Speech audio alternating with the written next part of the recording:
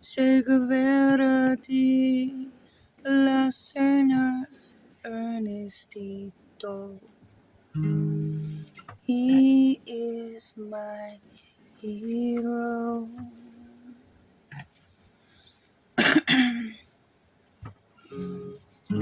Assassinated by execution.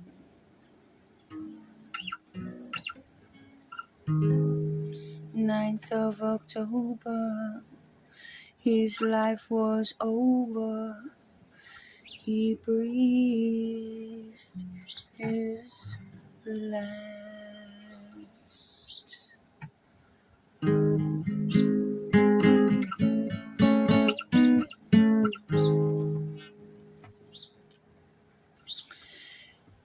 Che Guevara, as a child witnessing capitalist exploitation of Latin America, Ernestito,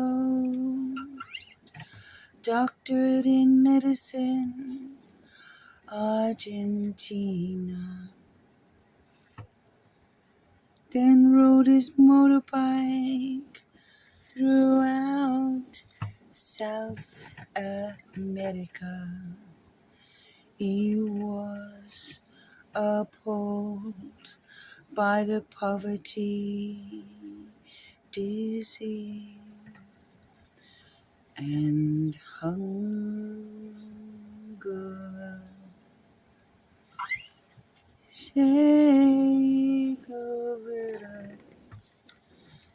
Che Guevara de la Serna Ernestito is my hero. The multinational corporations in Costa Rica, Honduras, and Guatemala, the United Fruit Company, came to control vast territories and transportation networks. Okay, that's enough.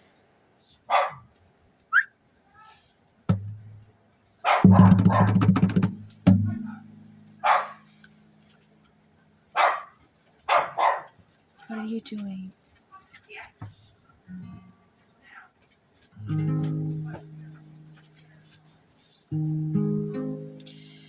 In Central America,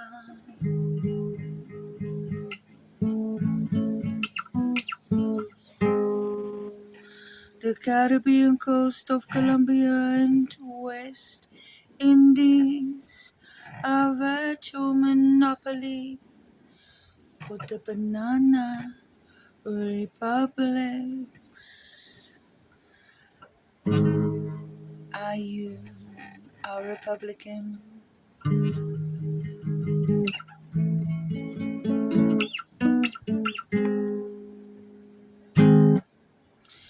In Guatemala, the dictator, nicknamed Number 5,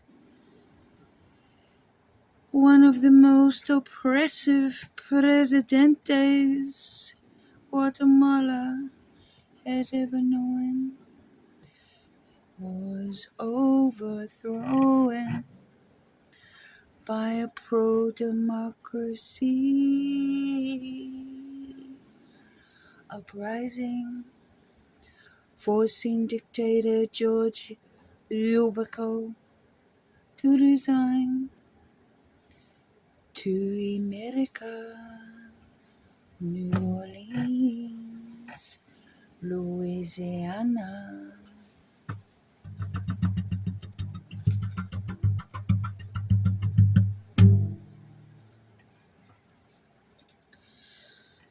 One Jacobo Arbenz, Guzman, started the Guatemalan Revolution.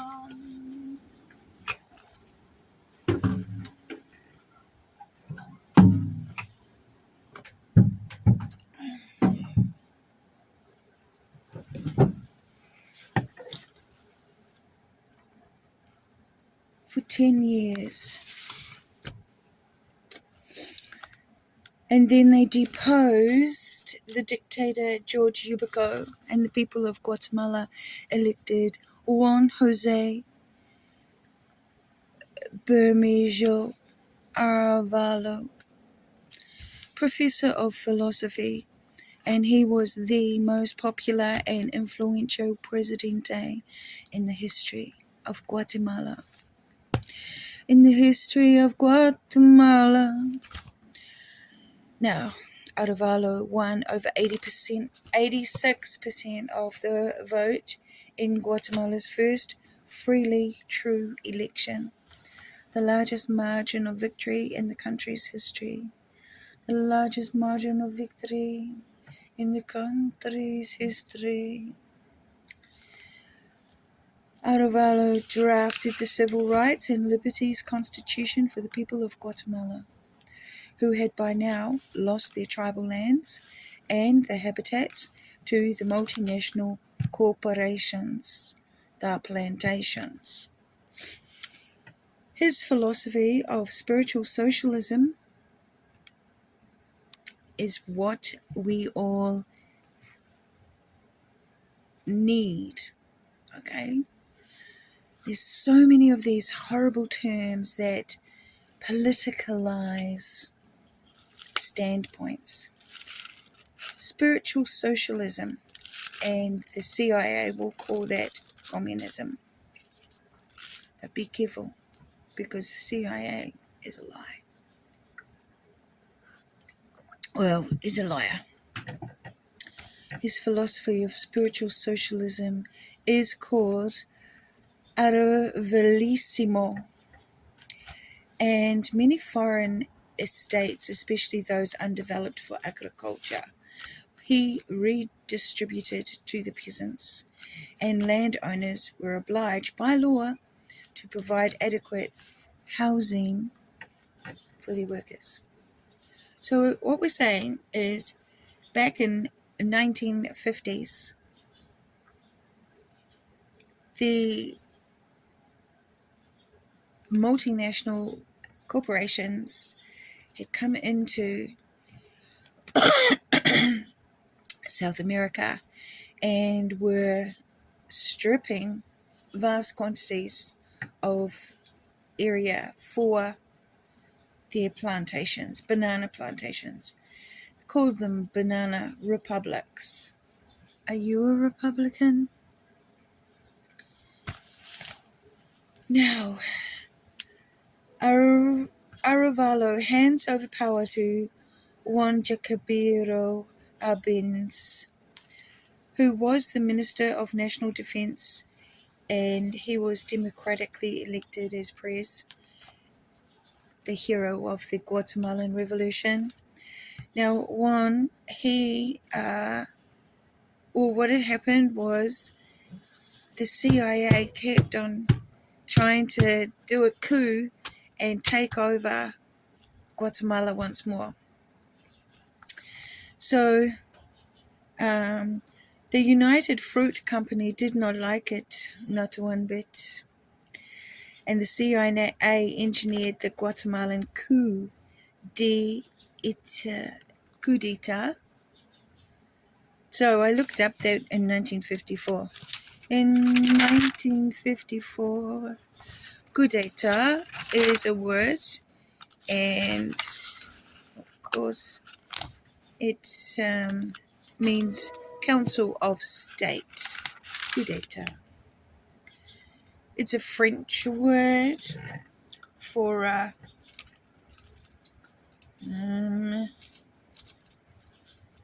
haven't figured it out yet, but it's the Templars, okay? Anyway, Arbinez went into exile. Arbinza. Passing through several countries, his family falls apart His daughter dies by suicide. Benitez dies in 1971 in Mexico, just so you know. Arabella, his daughter, was a fashion model and an actress. You know what that means, don't you? She was trafficked. Now, for 73 days, the Arbenz family were held at the Mexican embassy with 300 other exiles. Jacobo was publicly humiliated at the airport. The authorities made the former president strip before the cameras, claiming that he was carrying jewelry he had bought for his wife at Tiffany's in New York City. That makes you think of someone, doesn't it? Using funds from the presidency. No such jewelry was found. It was an hour-long interrogation before he could embark on his flight. Da da da da da. Juan Jacobo. So, first he went to Mexico, then to Canada. They picked up Arabella, who was attending school there, and then they went on to Switzerland via the Netherlands, because the Templars rule everything. And in Switzerland, he was requested to renounce his Guatemalan nationality. It was part of the CIA's defamation campaign that lasted from 1954 to 1960. That tells me that the CIA is run by the Templars, who rule the world. Okay, so now, sadly, his close friend Carlo Emmanuel Pellicure was a double agent working for the CIA. So basically, Juan Jacob's best friend was fucking CIA agent, okay? The guy that you tell everything to was working against you the whole time. Now, he was rejected from Switzerland because he would not renounce his Guatemalan side, okay? So his mother, his native mother, was Guatemalan, but of course his father was, part of the takeover guys, because otherwise how did he get into power? So, in other words, his background, I don't know what it was, but obviously it had Swiss in there. Now, Arabella, they moved to Paris, France, and Arabella has to take up modeling. Then the family moved to Prague, Czechoslovakia, but they only lasted 3 months there, and they had to move again after being treated harshly by the government there. They went to Moscow, then to China, and then finally they were allowed to move to Uruguay in Latin America in 1957. So basically, since 1954, they had been shifted from pillar to post, basically. Because what were the Templars going to do with them? Now, they were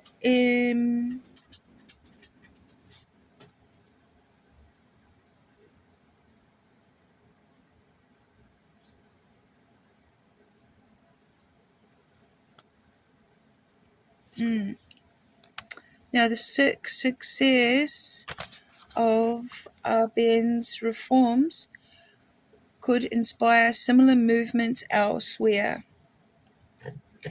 Okay, so this man, Juan, was so incredible at his job that the establishment was afraid of him because the people followed him. Okay, so it reminds me of this other guy, Jesus, back in the day when the Romans were taking over the Palestinian region through that area. Okay, so first of all, Truman was the president of America. President of America. And he was provoked to order Operation PB Fortune. I don't know what PB is, but I made it Plantation Bananas Fortune.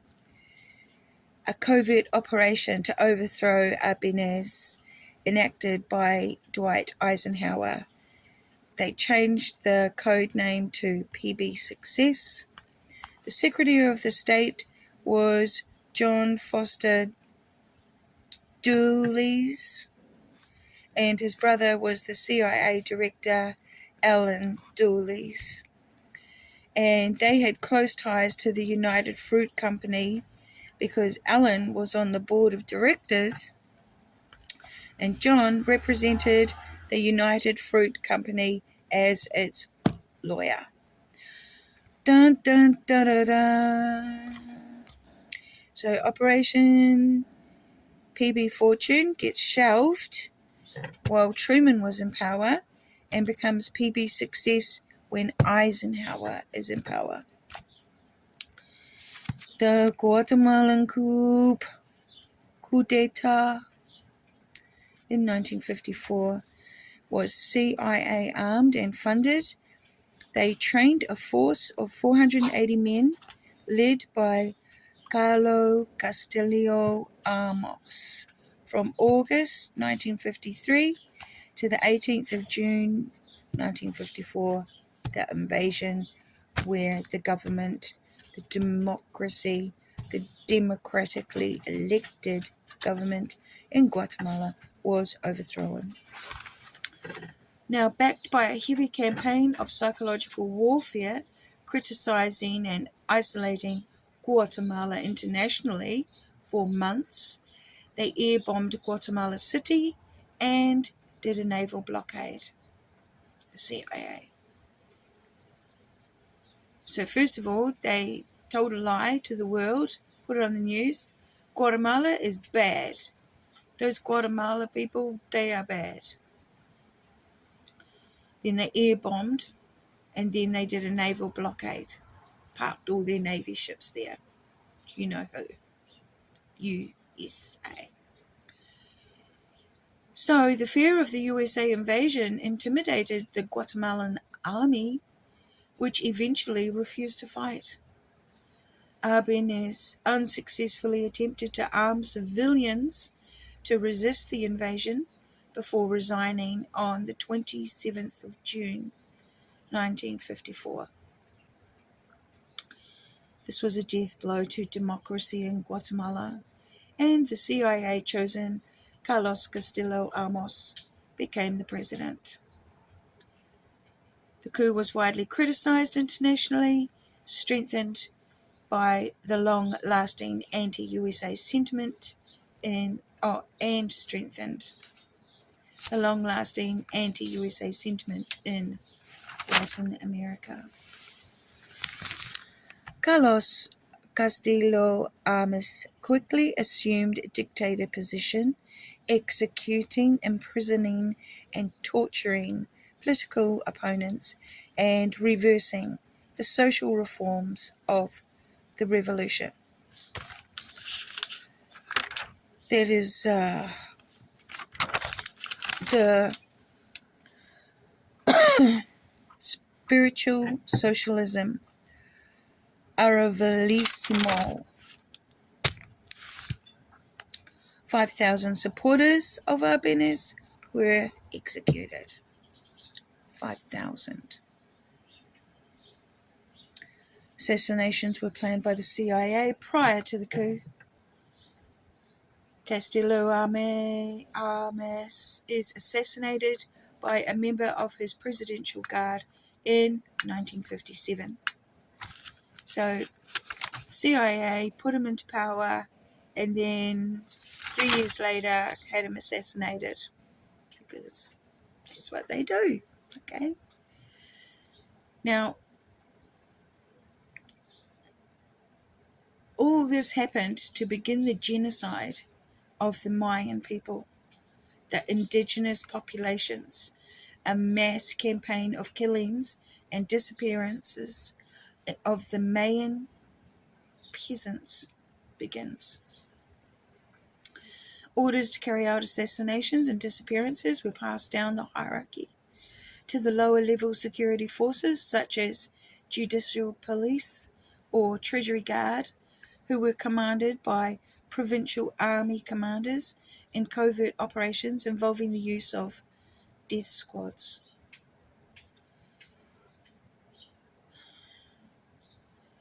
You should read all about it. So it didn't stop until like the 1990s. It's 50s, 60s, 70s, 80s, 90s.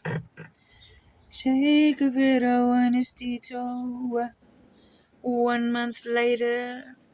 So after the 27th of June resignation, Che Guevara began the 26th of July movement from 1955 to 1962 with Raúl Castro, Fidel Castro, Alberto Bayo, Celia Sanchez, Camilo Cienfuegos, Frank Pice, and Juan Bosque. Please excuse any mispronunciations. Their ideology was vanguardism, socialism, political pluralism, left-wing populism, left-wing nationalism, and anti-imperialism. Che sailed from Guatemala to Cuba aboard the yacht Granma, with the intention of overthrowing the USA-backed dictator Fulgencio Batista. Now, Batista had come into power, appointing himself chief of the armed forces with the rank of colonel in the revolt of the sergeants that overthrew provincial government. Finishing his term in 1944, he had moved to Florida, USA. Then, in 1952, Batista returns to Cuba to run for prez. It looked like a defeat, so he does a military coup, and receiving financial, logistical, and military support from USA government, comes into power. Batista aligned with the wealthiest landowners who owned the largest sugar plantations, the foreigners who owned 70% of the arable land. So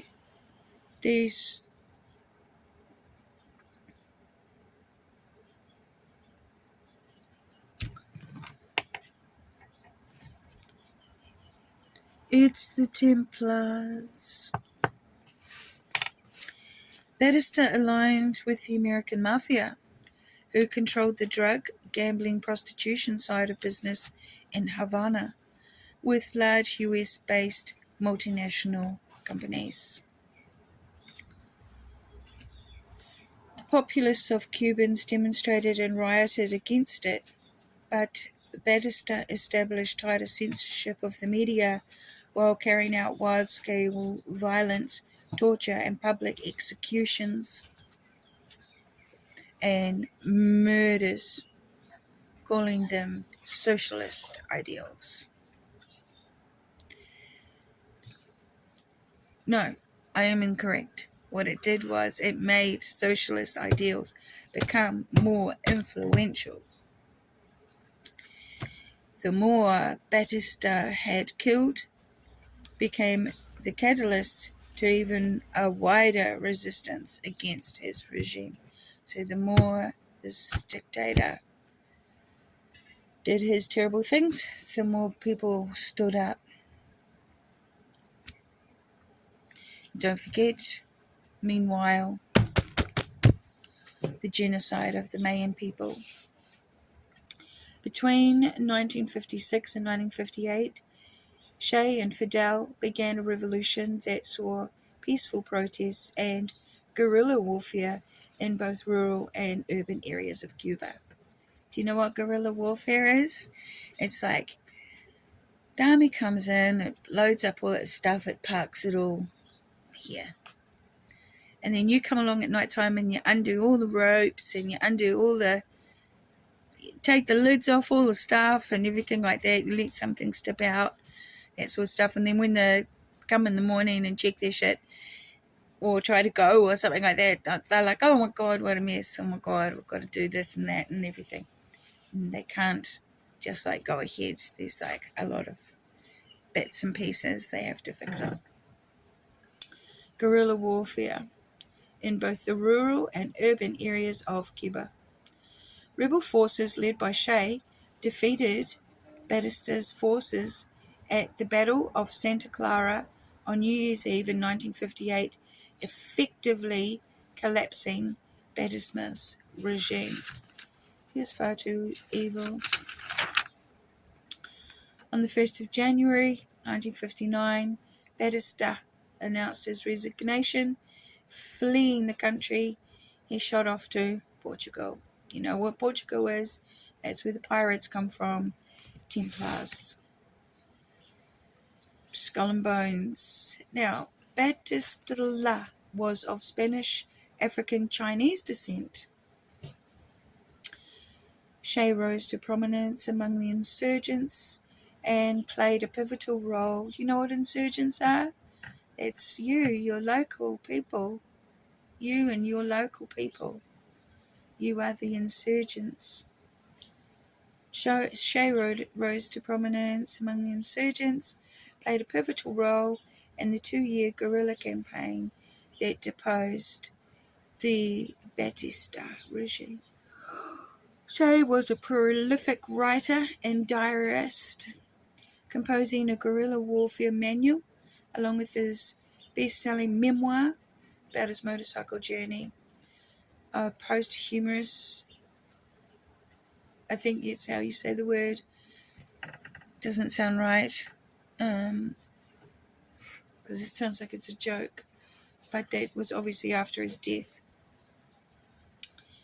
Now, he wrote of the world's imperialism, neocolonialism, and the monopoly capitalism. His remedies are proletarian internationalism and world revolution. Proletarian is international socialism, comrades. It's the world communism according to Marx's theory, which installs people's democracies in every town. Every town.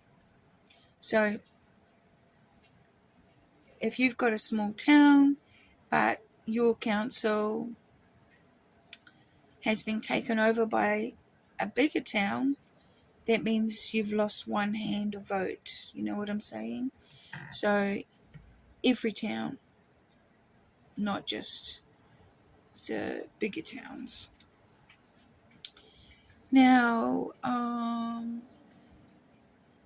it's about solidarity between international peoples, not governments. Internationalism is not the same as New World Order.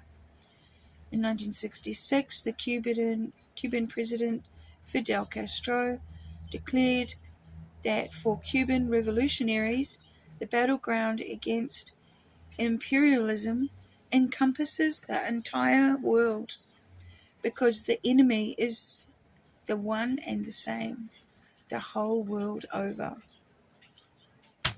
In 1965, Che left Cuba and tried unsuccessfully with all his heart to free the people of the Republic of the Congo.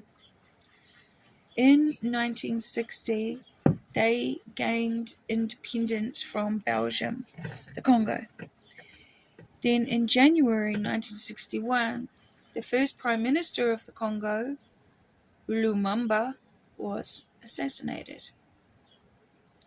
Lumumba attempted to escape to Stanleyville to join his supporters who had established a new state in the Congo called the Free Republic of the Congo.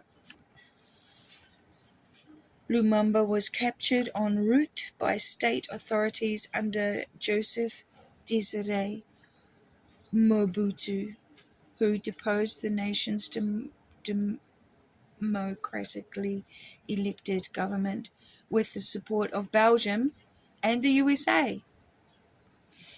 Lumumba was sent to Katanga and tortured by Belgian mercenaries and executed by separatist Katanga authorities of Morse Some, president of Katanga, and probably a Belgian, because there's a shitload of Belgians in Katanga. And they dissolved his body in acid. So they did. To the first freely, democratically elected president of the Congo. Please read everything about Patrice Lumumba in Wikipedia. So Independence Day in the Congo was celebrated on 30th of June in 1960, a ceremony that was attended by King Boudouin of Belgium. Foreign press was there. The king praised the developments under colonialism and glossed over atrocities committed, because there would have been murders. Then saying, don't compromise the future with hasty reforms. Don't replace the structures that Belgium hands over to you until you are sure you can do better. Don't be afraid to come to us. We will remain by your side to give you advice. Lumumba, who had not been scheduled to speak, delivered an impromptu speech. Reminding the audience that the independence of the Congo had not been magnanimously given by Belgium, stating, no Congolese worthy of the name will ever be able to forget that it was by fighting it has been won. A day-to-day fight. We gave our strength, our blood.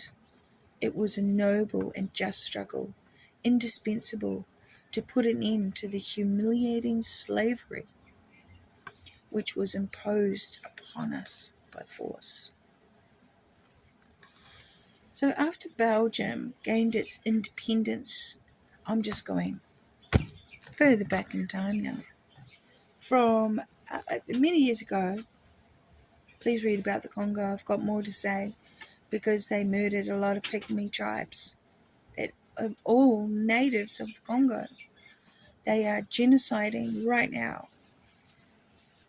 Pygmies are like people. They're exactly like us, but they're just like little, gorgeous little things. We're sort of like giants to them, And we come in all different varieties, don't we? Now, after Belgium gained its independence from the Netherlands, the Belgian government hesitated to create a Council of State, which is called the Coup d'etat, the Council Coup d'etat. The Council of State advisory body in the Netherlands officially consists of members of the royal family and crowned appointed members who generally have military, commercial, diplomatic and political experience. I'm telling you, they're the Templars. Founded in 1531 AD, it is one of the oldest established, still functioning state organizations. So the Dark Ages is involved in all this.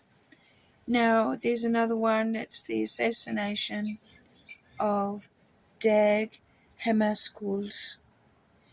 Dag Hammarskjöld, and he tried to save the Congo, and also he was on his way to meet Lumumba, and his plane was taken down. There was quite a few of them killed him. I haven't gone into it with enough depth yet, but he was a member of the newly formed United Nations because Lumumba had gone to the United Nations and to different countries and asked specifically for help, and they were like, United Nations, we're going to follow the United Nations, we do what the United Nations says. So Dag, he was like, bro, I'm on your side. And obviously he was in a position of power. He was young. He was a kind of guy who was